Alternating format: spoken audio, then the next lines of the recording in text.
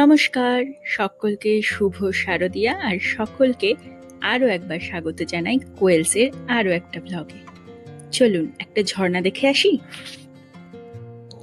পুজোর মরশুমে এই আমাদের ঘরের আশেপাশে ছোট্ট একটু আউটিং হলে কেমন হয়? সকলেরই একটু মনটা ভালো হয়ে যায়। আর তার সাথে যদি আশেপাশে থাকে এমন সবুজ মাঠ, ধান ক্ষেত, কাশফুলের বন, তাহলে তো ব্যাপারটা আরো জমে যায়। এরকমই একটা মিষ্টি বিকেলে আমি বেরিয়ে পড়েছিলাম একটা কাছাকাছি ছোট্ট ঝর্ণা দেখতে। চলুন আপনাদেরও দেখিয়ে নিয়ে আসি।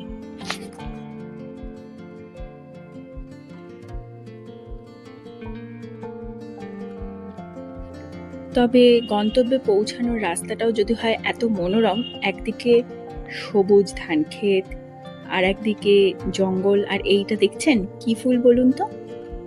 হ্যাঁ, একদম ঠিক, লজ্জাবতী লতা।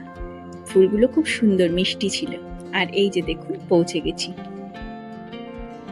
হ্যাঁ, তো যেটা বলছিলাম, এটা কিন্তু খুব নাম করা বিশাল কিছু নয়, নাম করা কোনো ঝর্ণাও নয়, একটা ড্যাম, ছোট্ট একটা ড্যাম, যেটা পশ্চিমবঙ্গের বাঁকুড়া জেলার মুকুটমণিপুরের থেকে বইতে বইতে এসে এই যে আমরা যেখানে থাকছি সেইখানে পাশ দিয়ে ক্যানেল বলা যায়, জলটা যাচ্ছে, কৃষিকাজের জন্য কাজে লাগে।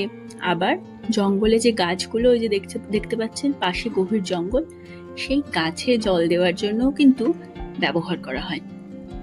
কেমন সুন্দর না?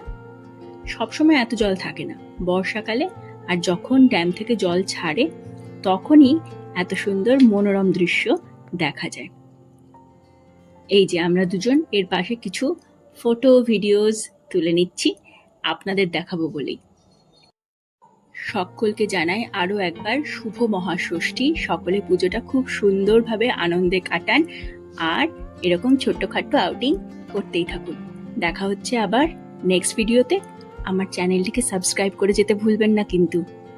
Bye bye. খুব ভালোভাবে সুস্থভাবে আনন্দের সঙ্গে আর পরিবারের সঙ্গে পুজোটা কাটান। বাই, দেখা হচ্ছে নেক্সট ভিডিওতে।